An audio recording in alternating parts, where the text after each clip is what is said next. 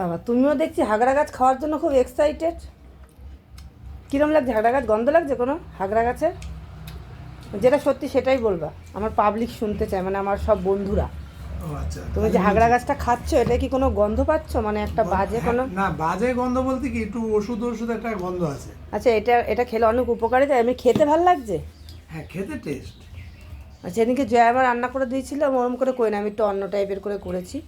তো যাই হোক বন্ধুরা, হাগড়া গাছ কিন্তু রান্না করলে একেবারে যে খারাপ লাগে তা না। আর আমি রান্নাটা বেশ একটু কায়দা করে করেছি, এই যে কায়দা করে করেছিল রান্নাটা, তো খেতে ভালোই লাগছে। আর তোমাদের দাদাভাই বলছে যে খেতে ভালো লাগছে। তো খেতে তুমি তো মানে খুবই টেস্ট করে মানে অনেক আর কিছু তোমরা দিয়ে যদি করেছো তো। এটা খেতে চাও খেতে পারো, এটা খেলে কিন্তু ভালো লাগার থেকে এটা অনেক উপকারী। তো যাই হোক চলো, উনি খাচ্ছে শান্তিতে খাক, বেশি খাওয়ার সময় বেশি কথা বলতে না। আর এই যে চলে এসছে দোকানে, এসো, এটা হচ্ছে আমাদের ডিউটি। পুচকু কি নিবি? দেখি কে এসছে। ও বাবা, এটা তো পুচকু, কি নিবি?